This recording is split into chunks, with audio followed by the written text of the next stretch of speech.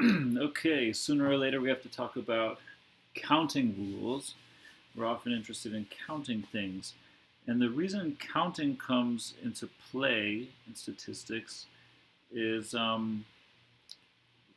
we often have situations where we have a sample space with a finite number of outcomes, and all the outcomes are equally likely. Um, let's look at our example. So we could consider rolling two dice as our experiment. Then the probability space we would use for this experiment is this sample space. So we just enumerate all the possibilities. This is like first roll, second roll. So we have 36 outcomes in our sample space. And then our sigma algebra is like events to which we want to assign probabilities. So it's like all events we could conceive of. So all subsets of the sample space, including the sample space itself. And if we define a probability function this way, where we just count the number of points in A divided by the total number of points in the sample space, 36, we get a probability function which satisfies the Kolmogorov axioms. So this is defined for any subset of omega.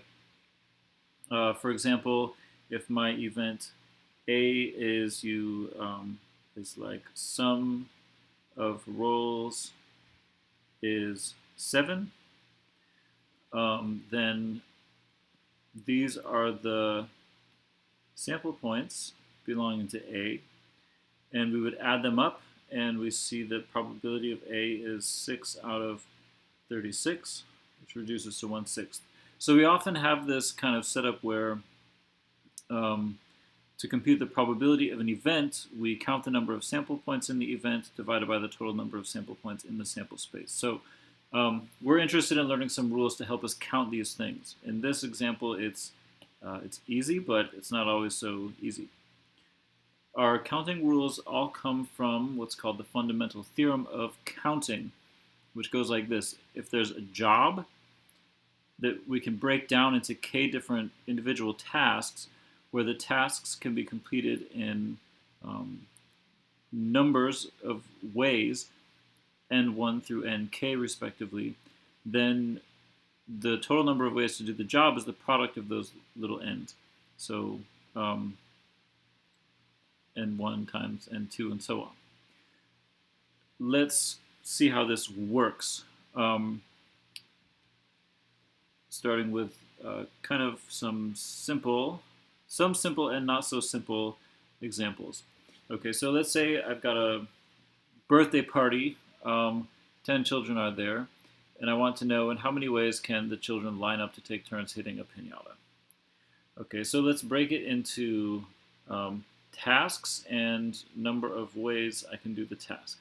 So the first task is to choose the first child and put him in the front of the line, him or her. I have 10 choices of children, and then I need to choose the second child. I have only 9 choices at that point. Then I need to choose the third. I have only 8 choices, and so on, down to the 10th child, and I have only 1 choice left at that point. So the fundamental theorem of counting says the total number of ways I can do the job of lining up the 10 children in some order is 10 times 9. So number of ways to do the whole job, 10 times 9 times 8 times 7, and so on down to 1, which we write as 10 factorial. So that exclamation mark is factorial, and it means this product. Okay, so let's look at the second one. How can we choose 3 of the 15 parents present to supervise hitting the piñata? So 3 of the parents are going to supervise, and the rest of the parents are going to, drink beer and talk to each other. Okay, so the job is choose 3 of 15 parents. Some of you are probably already thinking, oh, I know that that's 15 choose 3, which is 15 factorial, 3 factorial, 15 minus 3 factorial. Um, that's totally correct. How can we sort of justify this based on the fundamental theorem of counting? Let's try to work it out. Um, because when you start thinking about it, it's not so straightforward. Um, let's think about a different task. Let's think about the task of lining up um, all 15 parents in order first. So let's say I've got my 15 parents, and I want to line them all up in order. So 1, 2, 3, 4, on up to 15. I know there's 15 factorial ways to do this, because that's just like the first one we did. 15 factorial ways. So let me write, consider lining up all 15 parents in order. What I can do is break this into two tasks. So break into, let me say, multiple tasks. Let me just say break into these tasks. Let's say the first task is choose 3 of 15 parents to stand in front of line. So, like, choose 3 to be here. And the number of ways, this is what we're trying to figure out. This is what we don't know. And then the next task would be like, if I want to put all 15 in order, so first I could choose 3 to put here and the rest go there, and then I've got to put these in order and put these in order.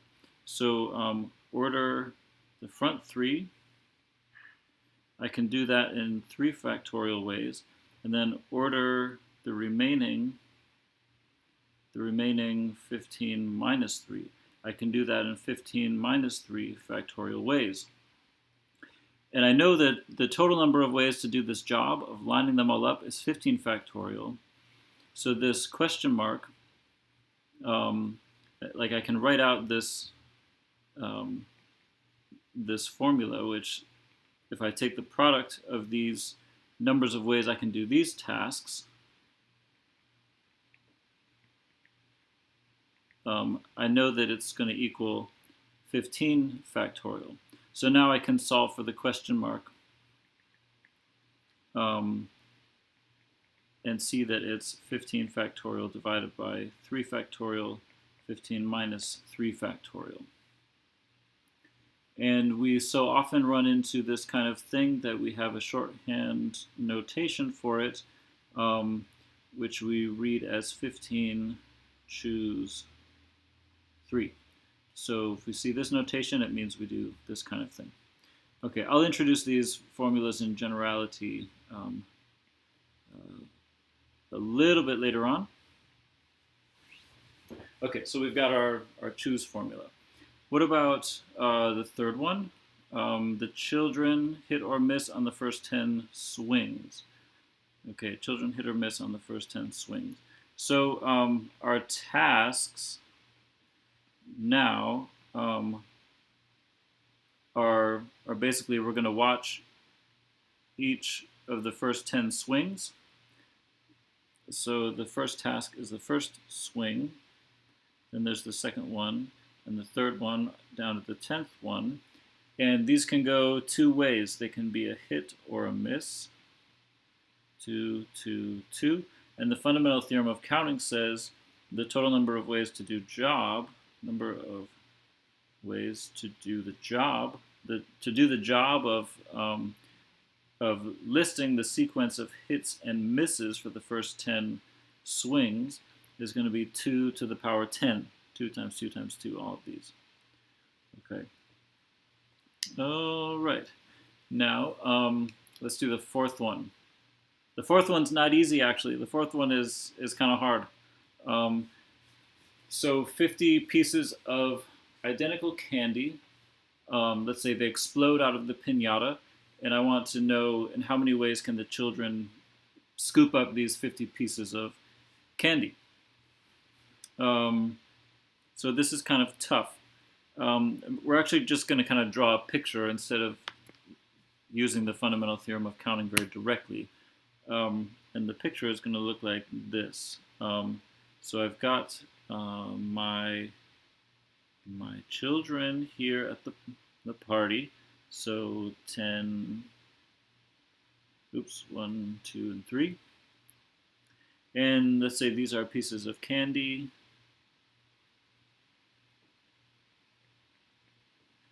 The idea here is if I represent pieces of candy with these little circles and draw this diagram where I separate the kids by these, I kind of put them in these bins, separated by these partitions, or I don't want to use the word partition, bin walls, then the ways I can distribute are basically like I can count them if I count the number of arrangements of these circles and bin walls. So if I move this bin wall, it means now this person has 3 and this person has 3. But if I move it this way, now this kid got 4, this kid got 2. So all the candies are identical, so I don't care about the individual identities of the candy. I just care about the ordering of the bin walls and the candies. So so if there are 50 candies and there are 10 kids, 10 kids means there are 9 bin walls. So I only need 9 walls to separate the 10 kids. Then if I assume at first that I distinguish between the candies and the bin walls, and I give them each a label, then there is 50 candies plus the 9 bin walls, factorial ways of ordering these candies and bin walls. But now it's a little bit like this 15 choose 3 thing. We'll maybe see why a little bit later, but I don't care about the ordering of the candies amongst themselves, and I don't care about the ordering of the bin walls amongst themselves. So I can divide this by the number of ways I can arrange the candies and the number of ways I can arrange the bin walls. And so the total number of ways is given by this. Okay. Some general rules that correspond to these 4 examples are here. Ways to draw little r things from big N things. In the first example, it was this kind of situation. Ordered, we cared about the order. So the first one was when we were lining up the 10 kids to hit the piñata, and without replacement. So we were going to choose one child and the next child and the next child, and we could not choose the same child again, and we care about their order. So this is like ordered without replacement. And in that formula, big N was 10. And what was little r? Little r was also 10, because I want to order all 10 kids. If I only cared about taking 3 of them and ordering them, then little r would be 3. So 10, and so the number of ways is n factorial n minus r factorial, which is 10 factorial 10 minus 10 factorial, which is 10 factorial over 0 factorial. 0 factorial, we define it as 1. So 0 factorial is always 1. So we get, again, 10 factorial using this general formula. The second one was an example of this, unordered and without replacement. So I'm going to choose 3 of the 15 parents without replacement, which means I'm going to select a parent and then I cannot select that parent again. So I don't put that same parent back into the population of parents. So this is unordered. And I don't care about the order in which I select the parents. So unordered without replacement. And my big N was 15 and my little r was 3. And so we got N choose r, which was 15 choose 3. Okay, so this is, remember, N factorial, r factorial, N minus r factorial. The third one was this one, and raise to the power r. So this is ordered and with replacement. Why ordered? Because I care about the order. There's going to be a sequence of like hit, miss, miss, hit, miss, and so on. And so I want to keep track of that order. But I can have hit again. So if I draw a hit the first time, I can still draw a hit again the second time. So it's ordered with replacement. My N is 10 and my R is my N is 2. I'm drawing from these two options 10 times with replacement. And so the number of ways is N to the power R, which is 2 to the 10. Okay, so we got that. Let me draw some nice boxes around stuff. Okay. This last one is an example of unordered with replacement. So unordered, because I don't care about the order in which I give the candies to the kids, but I can choose the same kid multiple times. So I'm replacing unordered with replacement. And so the rule we're given is N plus R minus 1. So we're drawing from N things R times.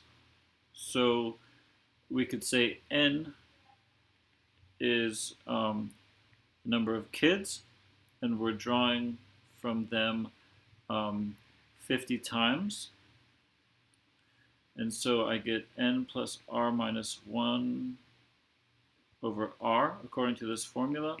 And so that's my 50 plus 9 50 plus 10 minus 1. 10 minus 1, and then 50. To see how this gives us the same thing we got before, we just simplify this, so that's 50 plus 9 factorial over 50 factorial, and then 50 plus 9 minus 50 factorial, which is 50 plus 9 factorial over 50 factorial, 9 factorial. So we get the same thing. Okay. Great. So we don't encounter this one very much in practice. The other ones are super important though, and we'll run into them all the time. Okay. Let's look at another example of counting. Later on, this particular slide is going to turn into something we call the hypergeometric distribution. And we're going to discuss it a little bit later in the class, but since we're talking about counting now, we might as well discuss this because we put it together using counting rules. So here's the experiment. Let's say I have a bag containing n marbles.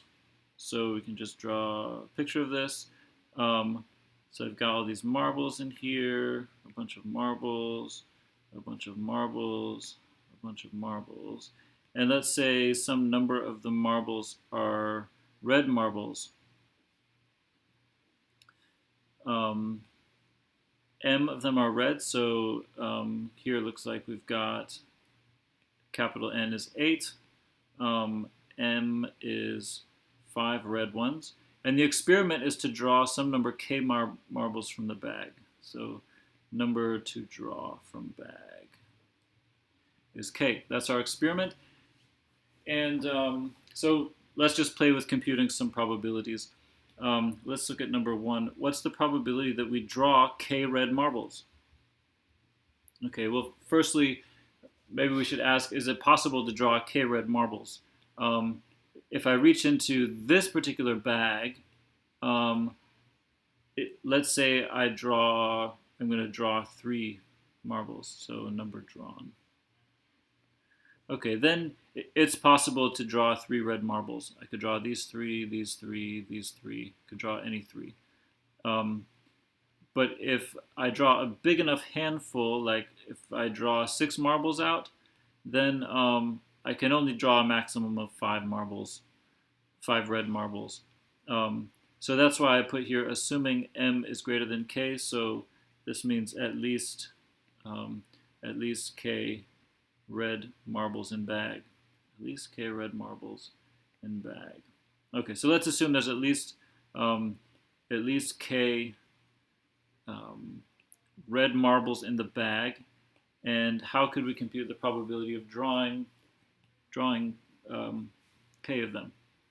So the probability we draw k red, it's set up like this. I need to compute the number of sample points in my whole experiment, in my whole sample space, and then in the numerator I need to put the number of ways for the event to occur. Okay, so on the bottom, this is like number of ways to draw k marbles from bag of n.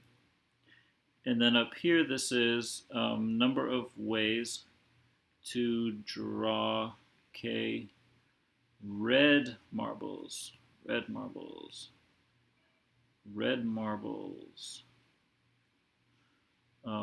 from the bag. Okay, this kind of drawing from the bag is without replacement, because I'm just reaching in my hand and grabbing them, so I can't grab the same marble twice. And I don't care about the order in which I grab the marbles. So that means in the denominator I have n choose k. And in the numerator, if I consider ways to draw k red marbles from the bag, I have to draw them only from the m red marbles. So it's going to be m choose k. Okay, let's look at number 2. What's the probability I draw 0 red marbles? Okay, so this is going to be, again, this ratio where in the numerator I have a number of ways to draw 0 red marbles. And in the denominator, I think about the entire sample space, number of ways to draw k marbles from a bag of n. So I'm again going to have n choose k in the denominator. And in the numerator, I need to think about how can I draw 0 red marbles. If I'm reaching in and grabbing a handful of size k, then all my marbles have to come from the non-red marbles. So if m is number of red, n minus m is number of non-red. So this is number of marbles, non-red. And so I need to draw all k of my marbles from the non-red ones. Okay, and so again, we're assuming that there are at least k non-red marbles in the bag. Okay, now let's kind of make this complete by thinking about any number of red marbles that we could we could draw, and let's just let little x stand in for the number of red marbles. So draw little x red marbles. And I have this really confusing thing here where I'm saying the number of red marbles drawn has to be between this number and this number. Let's think about it. My handful is a handful of size k. That's the number I'm going to draw. So I can never get more red marbles than k. I can also never get more red marbles than m, which is the number of red marbles in the bag. So x is going to be bounded above by the smaller of these two numbers. What's the smallest number of red marbles I can wind up with? Well, I can never get less than 0, but also if I imagine, what if, let's see, what if there's like almost no red marbles? So let's look at this. Let's suppose k is 3, and this is my bag of marbles. Then let's see. Oh, let me make it the opposite way. Let me make them mostly red marbles. If k is 3, then it's like I always have to get at least 2 red marbles. And so I can never get 0 red marbles. So this number, k minus n minus m, is like the size of your handful minus the number of non-red marbles. So you have to get at least this many. If this number is negative, then it's possible to get 0. Okay, so for any x in this range, let me change my picture back so that it corresponds to what I wrote down over there. For any x in this range, we can write this. In the denominator, I have still this, the number of ways to draw k marbles from a bag of capital N. And now in the numerator, I have like the first task, which is to draw x from among the m red marbles. So this is task 1. I need to draw x red marbles, but then I need to draw capital K marbles. So from the remaining n minus m, I need to draw my remaining k minus x marbles.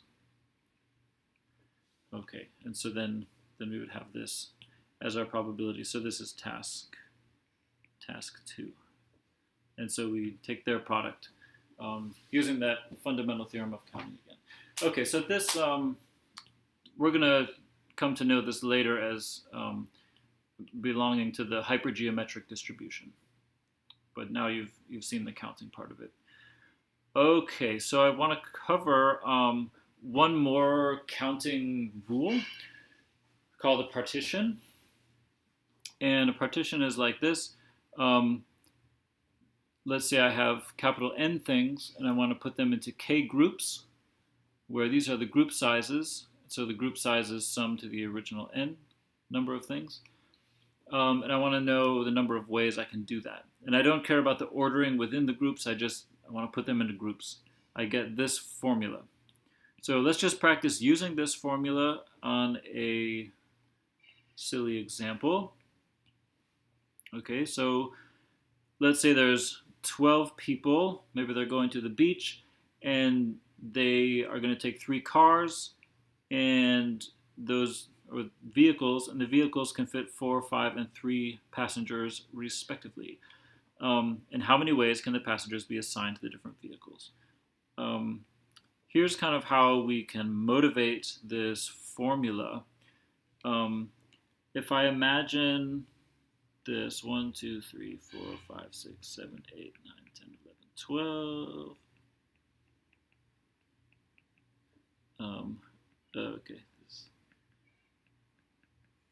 I should have used the power of copy and paste to make it faster. Anyway, I'm just drawing our 12 people. Okay, so let's think about this. Let's say here's one vehicle, here's another vehicle. Oops. Here's the vehicle that can carry 5. That's the vehicle that can carry 3. Think about the task, order all 12. We can do that in 12 factorial ways. If I just want to put them all in order. Okay, that's not the task I'm actually interested in, but let's say I wanted to do that. So let's decompose, kind of like what we did for learning this this rule, kind of like how we learned this rule. Let's imagine decomposing the task of ordering all 12, putting all 12 in some order. Let's decompose it into several tasks. And let's say the first task is to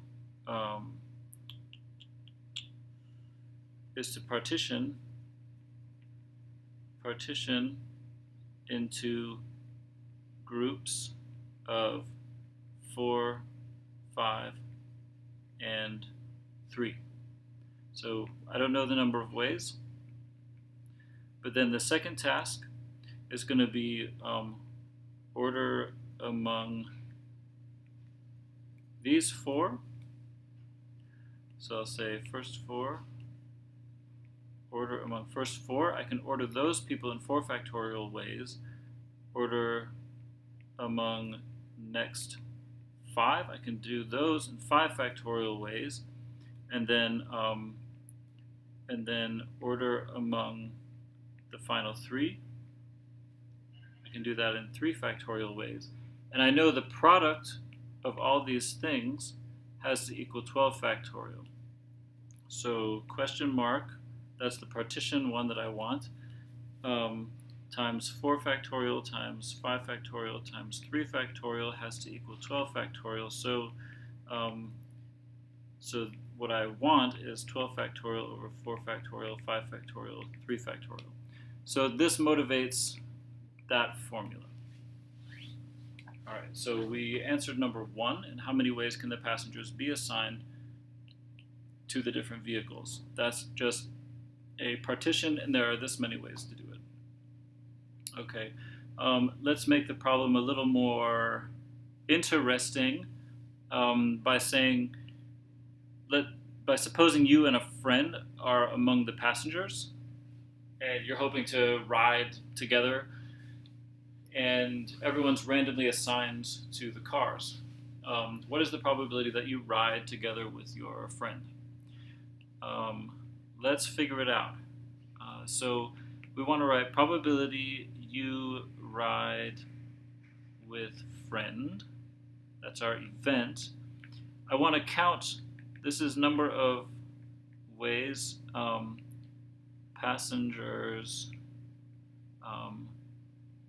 sitting in vehicles. Maybe I should say grouped in vehicles. Grouped in vehicles, because I don't care about the order in which they're sitting in the vehicles.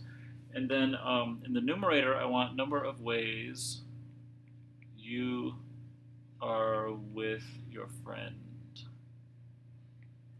Okay, so I already have this. This is the answer to number 1. What is the numerator? Okay, so how do we get the number of ways you are with your friend? Let's consider the possibilities. Consider possibilities. You could be together in the first car. Let me copy and paste this. You could be together in the first car. So the way that we can think of it is, let's say you are sitting together in the first car. And so those two seats are gone. And now we just have to think about in how many ways can we put all the rest of the people in the cars. So now there's just 10 other people.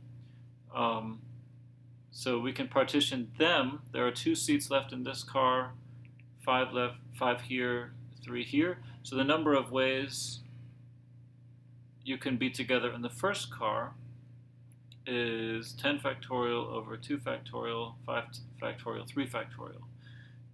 To be in the second car together, let's say we just put you in the second car, then those two seats are gone, and we just have to count the number of ways in which we can partition the remaining 10 people across the 4 seats in the first car, 3 remaining seats in the second car, and the 3 seats in the third car. So number of ways is 10 factorial over 4 factorial, 3 factorial, 3 factorial. And in the third car, let's go ahead and put you and your friend in the third car. Then there's just 1 seat left. There's 10 people to partition across those 10 seats in those. So 10 people to partition between this car, and this one remaining seat. So the number of ways to do that is 10 factorial, 4 factorial, 1 factorial. Okay, so in the end, the probability that you ride with your friend is going to be, let's see, I want to take the answer to the first one, the total number of ways, which is 12 factorial, 4 factorial, 5 factorial, 3 factorial. But up here, I'm going to put the sum of these different possibilities. So 10 factorial, 3 factorial, 5 factorial, 3 factorial, plus 10 factorial, 4 factorial, 3 factorial, 3 factorial, plus 10 factorial, 4 factorial, 5 factorial, 1 factorial. And if you're dying to know what that number is, it is, oh, hold on, I had it in front of me, 0.28 or something like that. Sorry, I closed that window. It's something like 0.28, but I don't want to immortalize it in this video. Let's see. I'm going to pull it up. Okay.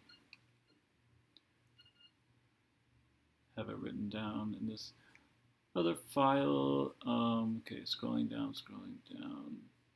It is 0.2879. 0.2879. Pardon the delay. All right, let's do just a little bit more fun practice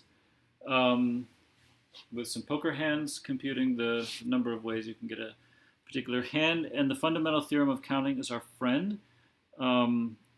It keeps us from doing anything nonsensical here. So we've got a 52 card deck. We're going to draw 5 cards. I want the number of hands with the ace of diamonds. Okay, so it's very helpful to break this into tasks and number of ways. Okay, so the first task, think about a 52 card deck sitting on the table in front of you, and you just want to compose a 5 card hand with the ace of diamonds. Task 1 is grab ace of diamonds. There's one way to do this. Okay, that's your first task. The second task is what? Draw other 4 cards of your hand. How many ways are there to do that? Well, you've drawn 1 card already. You've drawn the ace of diamonds, so now there are 51 left, and we want to draw 4 of them unordered without replacement. So the total number of ways to do the whole job is 1 times 51, choose 4. So just 51, choose 4. And I do have that written down. It's 249,900. That's the number of ways. Number of hands with the ace of diamond. Okay, 2. Full house hands. This one's kind of fun.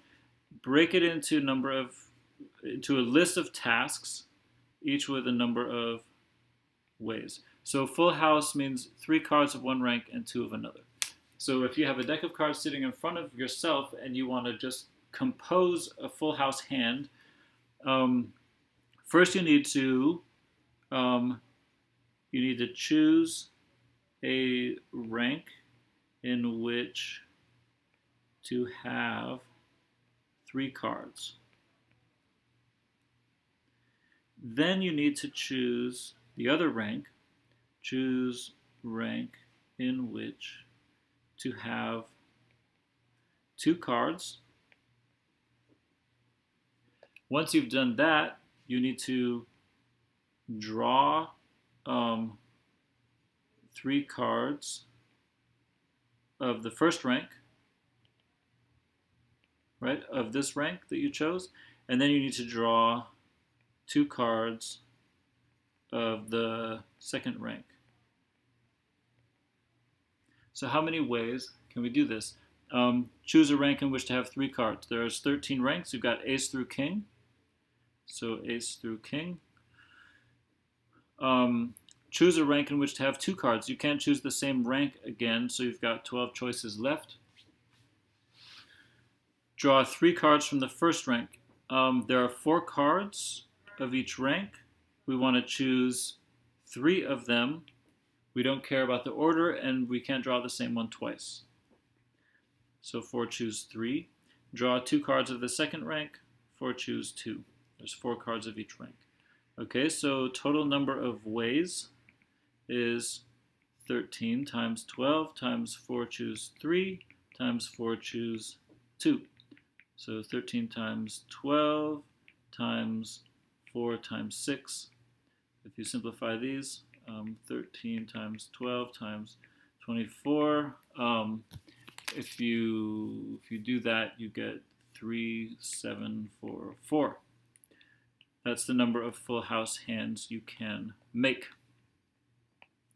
Okay, let's do this one, and then I'm going to let you do the last one on your own. Flush hands. What is a flush? 5 cards of the same suit, but not sequential. So flush. Break it into tasks, and you'll keep your sanity. Number of ways. So if you're composing a flush, choose a suit first. Choose a suit. After you've chosen your suit, draw 5 cards from the suit, but not sequential. Not sequential.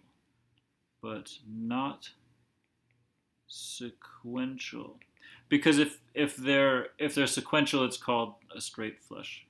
How many ways can I choose a suit? There are 4 suits. How many ways can I draw 5 cards, but not in sequence? Well, there's 13. Choose 5 ways to draw 5 cards, but I just need to remove the hands which are sequential. So I've got the sequences are like ace through 5 all the way up to 10, jack, queen, king, ace, because you can put the ace low or high. So there are 10 straights, 10 straight flushes for each suit. So I want to take away those 10. And so the total number of ways is 4. Let me make it more legible. 4 times 13, choose 5 minus 10, which is 5,108. Okay, so if you wanted to convert these into probabilities now, you have to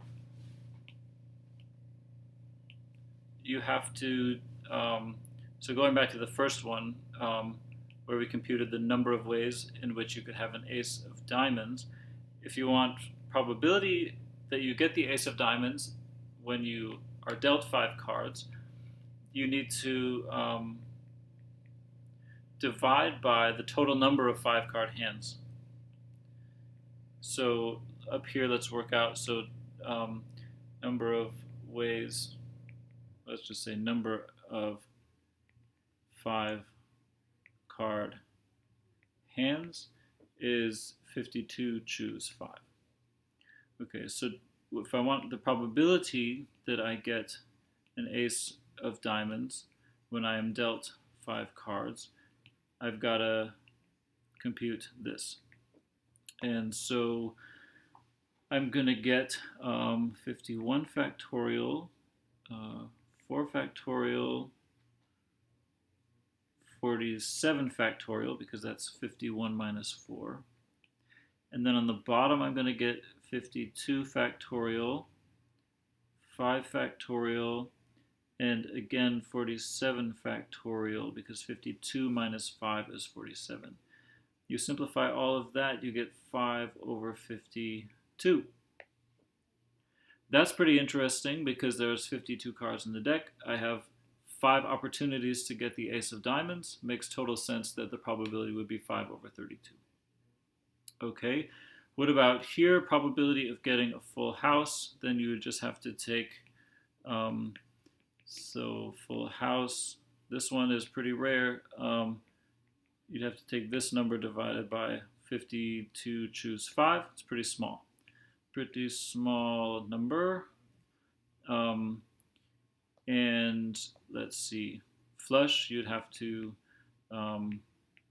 again, take this number 5108 and divide by 52, choose 5. Good, so we're done with this little counting lecture. Counting is going to come back from time to time, and it's something you can always be working on. I think counting problems can be really tricky. Even when I lecture this every year, like when the next year comes, I have forgotten how to think about counting. So get into it, learn it as well as you can. I'm not going to hammer you really hard on exams or anything with counting stuff. Okay, that's all for today.